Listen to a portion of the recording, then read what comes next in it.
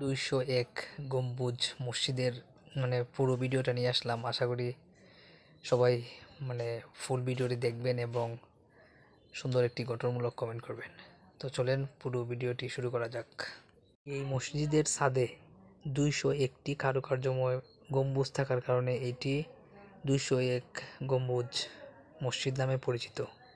এটি 2013 সালে মুক্তিযোদ্ধা রফিকুল ইসলাম কল্যাণ ট্রাস্টের উদ্যোগে 15 বিঘা জমির উপর এই বিশাল মসজিদটি নির্মাণ করা হয়। দুতলা বিশিষ্ট এই মসজিদের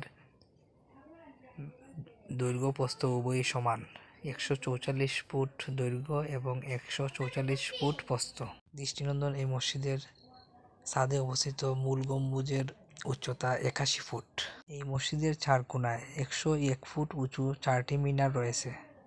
এছাড়াও 81 ফুট উচ্চতার 4টি মিনার পাশাপাশি স্থাপন করা হয়, আর মসজিদের পাশে মূল মিনার নির্মাণ করা হয়েছে, যার উচ্চতা 451 ফুট।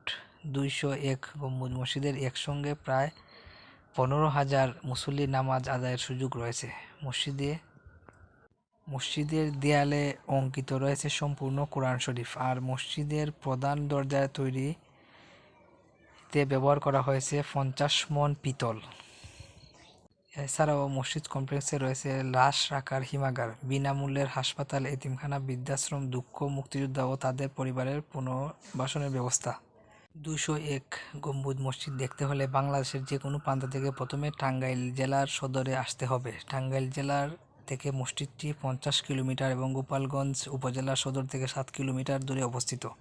টাঙ্গাইল থেকে বাসে অথবা সিএনজিতে গোপালপুর উপজেলায় এসে অথবা সিএনজিতে ভাড়া নিয়ে সহজেই 201 গম্বুজ মসজিদে যেতে পারবেন বা দেখতে পারবেন।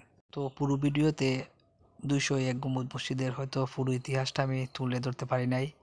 তো আশা করি সম্পূর্ণ ভিডিওটি আপনারা দেখবেন এবং দেখে সুন্দর একটি কমেন্ট করে পাশে থাকবেন। সবার জন্য শুভকামনা রইল, সবাই ভালো থাকবেন।